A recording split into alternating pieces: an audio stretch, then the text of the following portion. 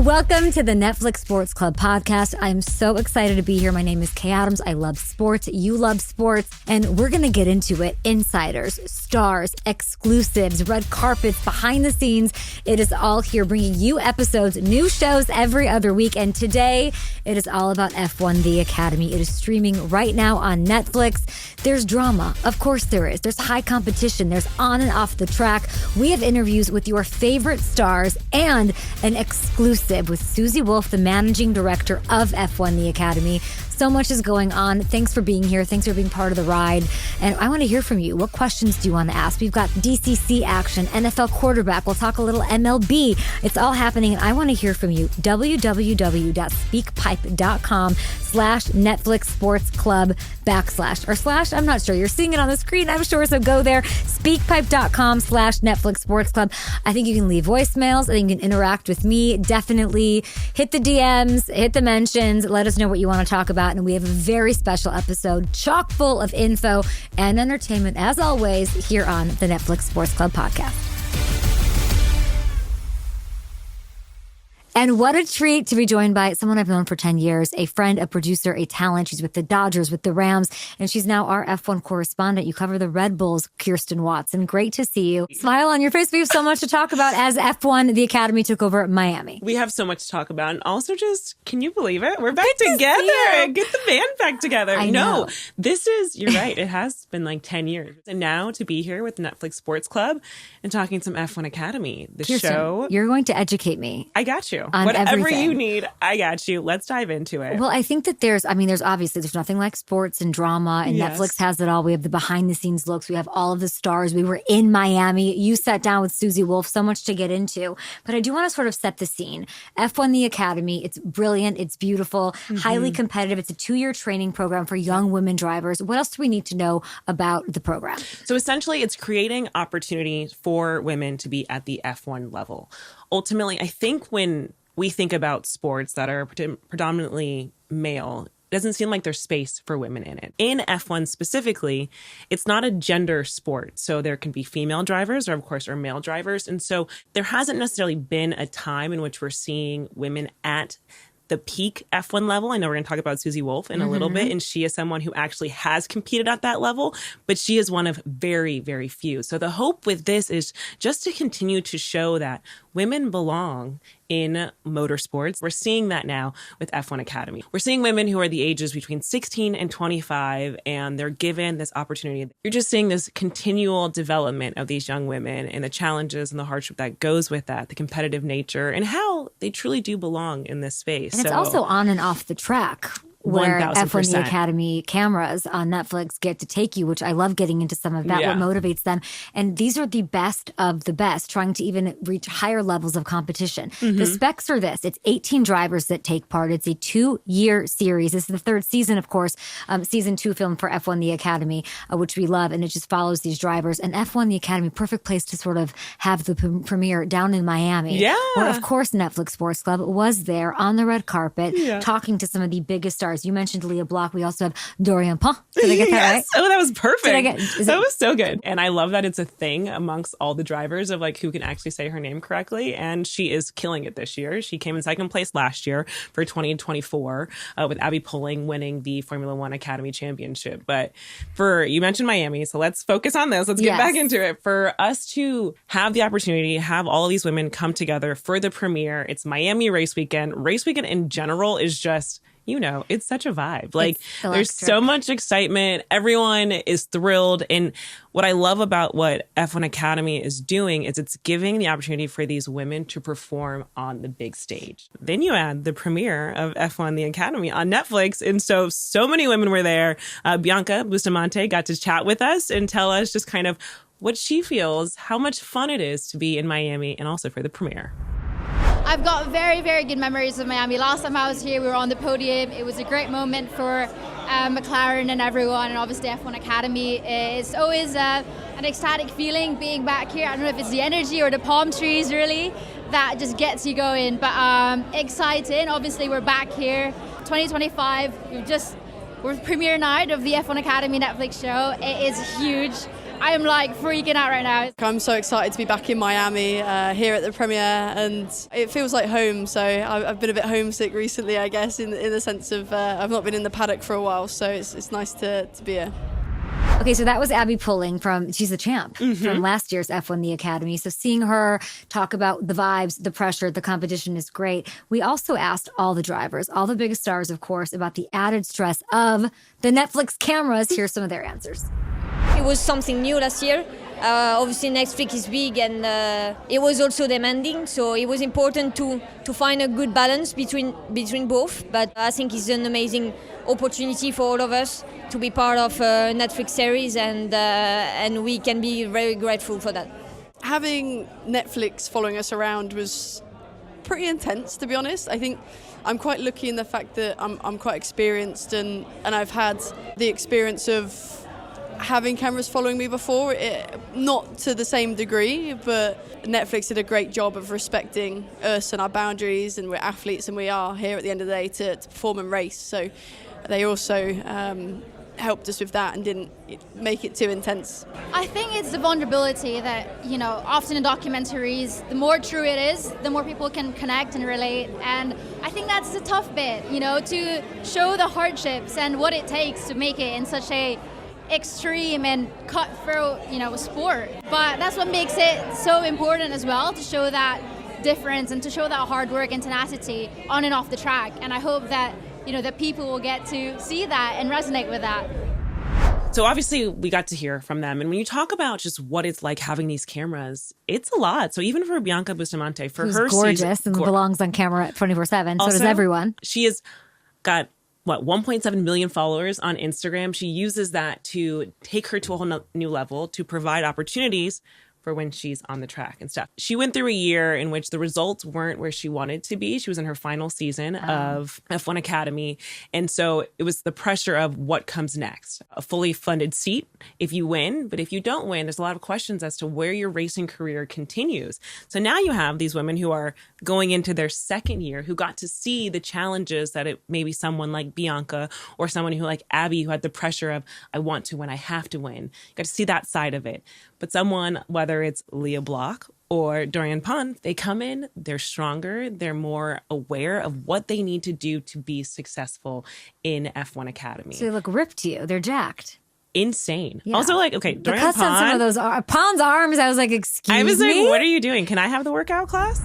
I've been training a lot during winter, so I'm really happy I did some good step forward, and now I'm much more fit. And obviously driving is it's demanding, so even with the heat it's going to take some like extra difficulties and challenges, but it's for sure more you're ready, more you feel good in the car, and you can focus on the technique and the precision. I've had to train a lot. It's a hard sport, you have to be physically ready at all times, and I'm in the gym almost every day I possibly can. So I love to do outdoor sports. I ski, snowboard, skateboarding, do some wake surfing, really anything I can get my hands on outdoors. I mean, I like to be outdoors and my arms don't look like that, but that's incredible. And I think, people who are maybe new to the sport, fans like me, you really do need your whole body to be fit to make these things move. You do. And it's not just a physical sport. To be able to see how these young women have to handle driving the single-seater Formula 4 car, but then also just the mental aspect, whether in the past you've had an injury and so you're trying to maybe overcompensate on things, overtaking someone, like that is a skill, but it's also a mental grind. And you're also driving these cars at a very fast level. And as someone who's been like in a hot laps, I was just like, how do you do this? Like, I'm trying to focus on just my safety. And you're thinking, okay, I'm driving, I'm listening to my engineer, I am kind of going through my game planning. And I think when you're listening to how these young women are handling it, it's fascinating. And we actually got them yeah, in so Miami. Leah Block, she talks about it, and it's just to see how they dive into the challenges, it's incredible. I like to start it very calm, and go in with a good headspace. I usually have conversations with my mom or my trainers, and just kind of try to keep it a chill day. It can be very hectic in a motorsport area, especially in the garages. So, just keeping it calm and keep to myself. I go to breakfast early enough so they don't have any hurry in the morning. And then we do the warm-up, some mental preparation as well. And I get into the car from the left side and I put the left glove on first. The left side is a bit of a superstition for me. We know what happened on the red carpet. By the way, amazing access. And then you'll get more of that here on the Netflix Sports Club with all sports. But I want to ask you what happened during the race. What happened? Yeah. So in Miami, there was really bad weather. And so they were able to get through race 1, but it started pouring, like torrential downpouring. And, you know, it's Florida, Miami, it happens. And so unfortunately, race 2 had to be postponed. They're actually going to make it up in Montreal. So coming up soon. So instead of it being a 2-race weekend in Montreal, it will be a 3-race weekend. But Dorian Pond, who's coming off of, we talked about, second in 2024 for F1 Academy in the championship, but she was able to win in Miami. So she was at the podium along with Alicia Pomoski with Red Bull and Chloe Chambers. So it was definitely for the Red Bulls What was family. it like for you to have a rain delay? I feel like I know you work with the drivers, but not often do you have a rain delay. Right, but it's one of those things, well, to be fair, as a fan, I'm at least like covered and sitting inside. So I was like, oh, it's fine. Until somebody douses you with Gatorade every other day, but go on. But for the drivers, I will say they handled it with such ease and grace. Yes. I loved hearing that. So you said Montreal, then Netherlands, and then they go to Singapore. And by the way, we have Tina Hausman. She definitely wants that race. I'm really, really looking forward to Singapore because when I was about 8 or 9 years old, I've been there with my family as a holiday. And I saw them building the F1 racetrack. And I told my parents, like, it's my dream to race there. So this dream is coming true now, a few years later. And it's a very proud and special moment.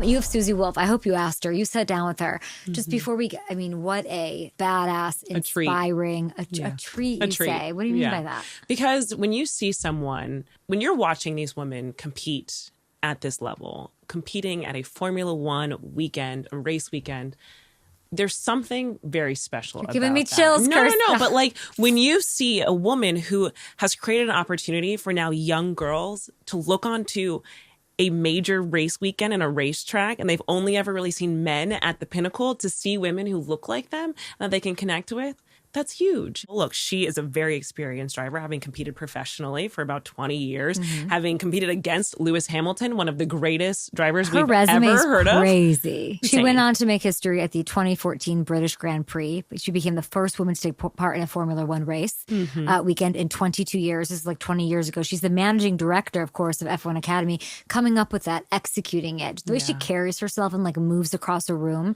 She has this energy when she walks in. She's awesome. I know you sat with her. I can't wait to see this.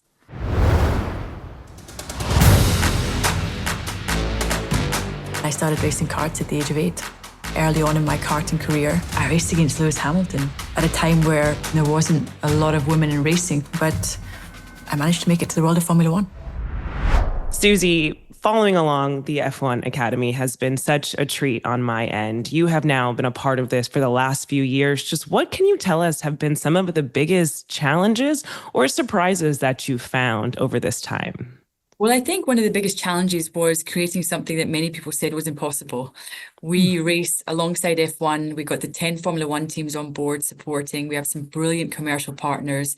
We have our own Netflix docuseries. So we've made just so much progress, which I'm so thankful for. And I think, you know, at the beginning, people thought it was a crazy vision that we had, but the amount of support that I got along the way, there was the pressure and the responsibility to do it correctly and to build something for long-term success. But I have to say, from Formula One to all the F1 teams, so many people made it possible and have put all of their force and support into F1 Academy. And that's what's got us so far in such a short space of time. Yeah, and we're literally seeing that firsthand. I had the privilege of being in Miami at the Miami Grand Prix and seeing the F1 Academy race. Obviously, there was some rain in the forecast, unfortunately, that posed to have quite a few challenges. But what stands out to you from that weekend, and how much just of the fan involvement are you now seeing, for the passion, seeing these young women as drivers? Well, the great thing was, because we raced in Miami last year, we had a direct comparison year on year, and the amount of fans that came to see and visit the F1 Academy paddock, the racing, I think our race was super exciting. Like you rightly said, we were so unlucky to get a huge thunderstorm just before our second race, but I've just seen this this huge surge in momentum that's behind F1 Academy now. And obviously, when the docuseries comes out and people can understand much more about the personal journeys of the drivers, what it takes to succeed in F1 Academy, we hope all of that can inspire a whole new generation of fans. With the personal success of the drivers, Dorian Pan has been excellent to start this year. How have you seen her just grow and develop from last year to this year? Well, the idea that a driver has 2 years in F1 Academy, I see such a difference when the drivers come back for their second year. And it's something I can relate to, because I think as a young woman, when you're given a big opportunity, it can sometimes be daunting. You have to step up and grab it. But I see these young drivers coming in, and by year 2, they're just so much more confident and empowered and on track, capable of more than I think they even thought was possible. And we saw Abby last year come in for year 2 and dominate, and now Maya and Dorian are having a huge battle at the start of this season. And it's just so encouraging for me that they're able to take this opportunity and develop so much as young drivers. A lot of people are here, but I use it as a fuel. Susie is an absolute legend. She inspires me. When she comes in the F1 Academy paddock, I'm like, okay, the bus is here. Don't think about anything else, just go out and drive the race. And then thank you. Yeah, considering you have been a driver and in that position before, what type of advice or mentorship role do you play in these young women in their lives as drivers and preparing them for these next steps in their careers? Well, I feel very privileged in that I've gone through every stage that they will go through, because I was a racing driver for nearly 30 years. So it gives me a valuable insight to what the challenges are, and I can make sure they don't make the same mistakes I did. They can learn from my experience. But at the same time, I can't shield them from just the harsh reality of the sport. There's only ever one winner. It is tough. And it's just striking that balance between really being, a cheerleader for them and their own success, but not shielding them away from the harsh reality of the sport. Yeah. Can you believe that F1 Academy is already in its 3rd year? It's not a long time, but it's been a very impactful time for F1 and for female drivers and different opportunities. What are you most proud of in how you've seen each year grow for F1 Academy? It's a really good question. And I obviously spend time looking at other women's sports to understand if there's something we can learn from what their journey was. And when I look at the trajectory of how long it's taken them to fill a stadium, to build a fan base, I sometimes catch myself thinking, my goodness, it's only my year 3. But I think it's not getting carried away with the hype and the momentum. It's making sure that we take the right decisions for long-term success. We get the right brands and partners on board that can help us make sure that we are actually having that positive impact, that we're seeing the next generation coming up, the talent pool is growing, our most talented are going on to success, and that we're creating entertaining racing, because we are lucky to race alongside F1, and we want to make sure that we are creating a spectacle that the fans love to watch. When you think about just the opportunities for women in whether it's motorsport and specifically in F1, what has made it so challenging for women to truly break into this space? Because we have seen it before. And of course, now with F1 Academy, it's creating the fundamental space to create more opportunity for women. But what do you think is just the biggest challenge that has limited women in the opportunities at the F1 level? Well, I think it's twofold. The first, there's no clear role model. So there's no person that a young girl can grow up and say, well, I want to be like her. And sometimes in life, you need to see it to believe it. And that then leads on to the second issue, that we don't have enough women competing. Because if you're not having a large talent base, the chance of one making it to the very pinnacle of the sport, bearing in mind there's only 20 spots on the grid, it's tough regardless of your gender. It means it's very difficult for women to enter the sport, because they don't see any representation and they don't see the pathway. They don't see someone who's achieved it. So I think we're on the road to showing what is possible. And I think with this new documentary series, break down these preconceptions and the stigma that racing is not for girls. There's no opportunity for women in motorsport. Yeah, and I think exactly what you said there, just when you see someone, you can believe it. And so now with this show and just with this platform that F1 Academy now has, so many young women are going to be able to see stars, whether it's Chloe Chambers or anyone of the sorts who they're watching, and they can be like, wow, I can do that one day. I have had the privilege of getting to know some of the women on this side, especially more in the Red Bull Racing family. When you see these young women, It's one thing, the pressure just to be in the car, to excel on the track. Then you add the cameras and everything. How have you seen them just handle all of this pressure and truly rise to the occasion? Well, the truth is that the pressure is part of the game. In this sport, there will always be the cameras. You've got to be able to be as good out of the car as you are in the car. And the pressure to perform will always be there. But I see them rising to the challenge. The opportunity that we've created to be affiliated with either a great brand or a Formula One team and race on a Formula One race weekend, they've really grabbed this opportunity. And I've often said to them, of course, there's only ever one winner, but you've already done incredibly well to get this far. Your sacrifice, your tenacity, you've been picked as one of the best 18 young women in the world to race in F1 Academy, and you should feel a pride in that alone. So when you were a driver, I just want to have a little fun with this one. Did you ever have a race day routine? And has that now transitioned into, as now managing director of F1 Academy, into a race day routine of any sorts? Well, I am someone who is a stickler for preparation. I need everything to be very structured and organized down to the last detail. It drives my husband mad. But my team kit is laid out the night before, steamed, pressed, like it was when I was racing. And for me, the power is in the preparation, in this role and when I was racing. You mentioned the 18 drivers, and every single one of them is so talented.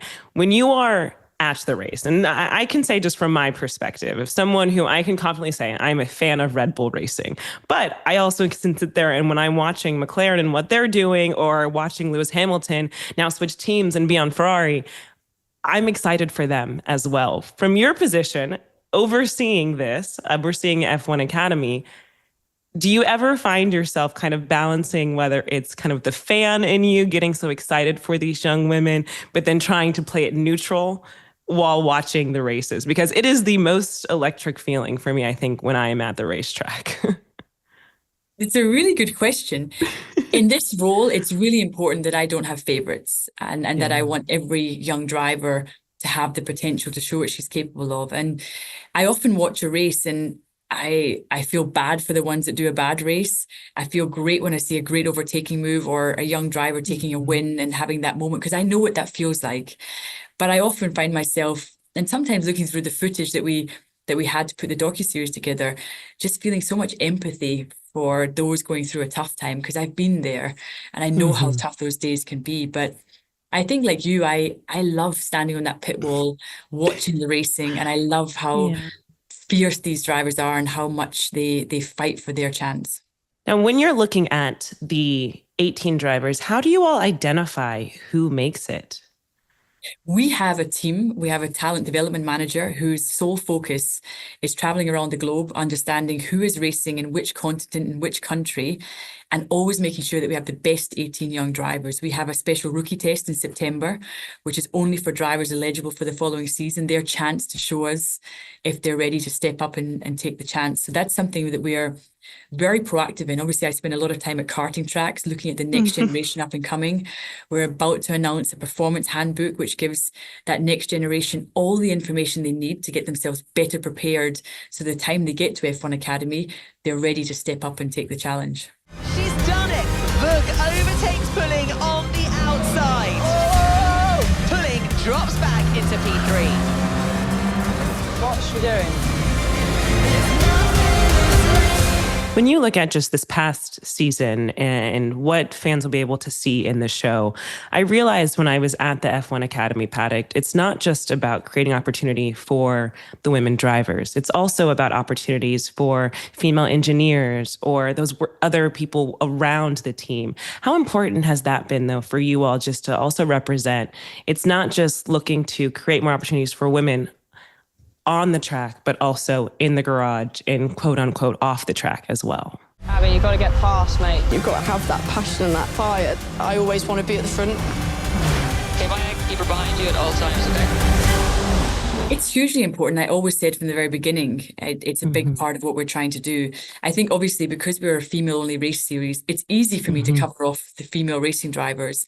But I really sat down with the teams and said, how can we get more representation within your teams? And we now oblige each of them to have a trainee on their team, which is a female that gets the opportunity every 2 years. But it's also happened very organically that there's more women in the paddock, even in Formula One, not just F1 Academy.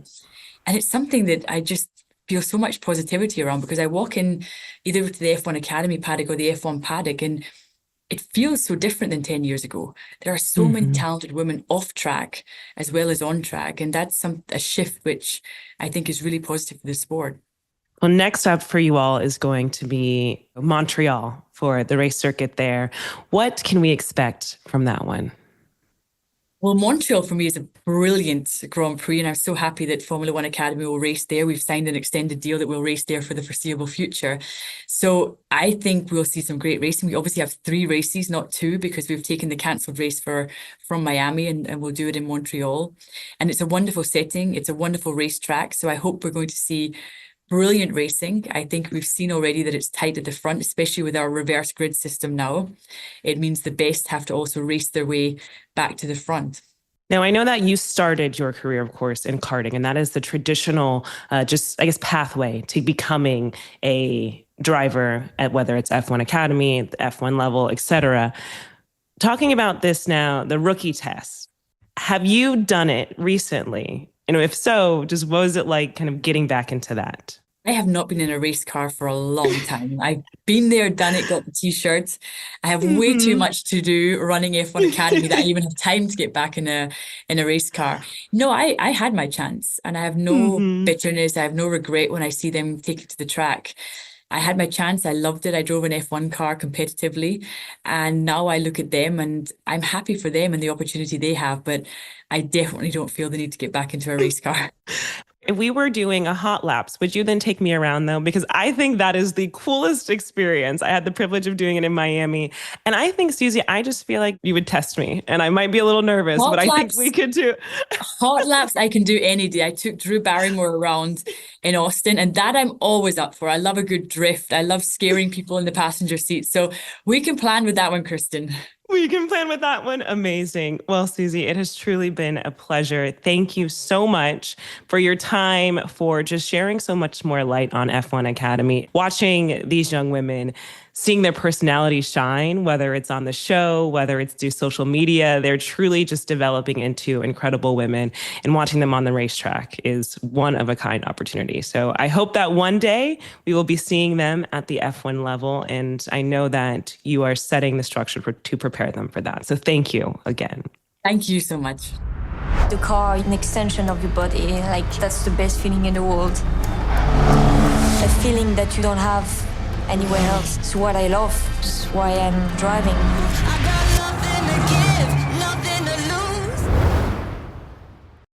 Thank you to Susie Wolff for the time. Yes. And great job. Like, Thank unbelievable. What stuck out to you? What do you think? I think just the path that she's setting for these young women. We saw in last season how there was so much excitement, how Abby Pulling was the leader of the pack. But this year, there's so much talent at the Formula One Academy level. And so to see where the season's going to go, I'm excited. Where do you think it's going to go? Give me a bold prediction. Dorian Pond is incredible, and she's gotten stronger. She is so fast. So I think she is probably the leading name. However, there are other drivers, Chloe Chambers, she wants something big this year. She's been on the podium. Alicia Palmosky, we talked about, who had podiumed in Miami. She won the first race of the season. And so we'll see. I'm excited. And if you haven't, check it out. It is, of course, F1 The Academy. It is on Netflix right now. Watch with me. Hang out with us. You know where to reach us. And we'll definitely talk about it soon. Kirsten, thank you. Of course. I put a lot of weight on my own shoulders, but you've got to have that passion and that fire. I always want to be at the front. Okay, Maya, keep her behind you at all times, okay? And that was our first episode of the Netflix Sports Club podcast. Thank you for being here. Big thanks to Susie Wolff, to Kirsten Watson, to all of the absolute stars. And you can check them out on F1 The Academy, available for you only on Netflix right now. And if you've already seen it, here's some other titles you need to check out. I haven't watched Untold: The Fall of Favre. Can't not wait to see that one. That one's also available. Power Moves with Shaquille O'Neal. Netflix has it all. We have new episodes coming every other week. I want to hear from you on socials, on SpeakPipe. You can find us on YouTube and TikTok. Look out for Netflix Sports there. And if you're wondering what the next episode is about in about 2 weeks, it's going to be very cheery. Some thrive, some buckle under pressure, some kind of disappoint. Your left kick won't make this team. We're making cuts tonight. You are not in the top 36 right now. The Netflix Sports Club podcast is a production of Netflix and Pod People. Let's give credit where credit is due on the Netflix side. Our executive producers, Erica Brady, Catherine Hugh, and David Markowitz. And from Pod People, our producers are Buffy Gorilla, Tony Mantia, and Brian Rivers. And this episode, by the way, was edited by Kai Lee. Carter Wogan is our sound designer, making us look and sound just as good as ever. And I'm your host, Kay Adams. We'll see you next time. Check out Netflix Sports Club. Regardez Netflix Sport Club. Check out Netflix Sports Club. Schaut vorbei bei Netflix Sports Club.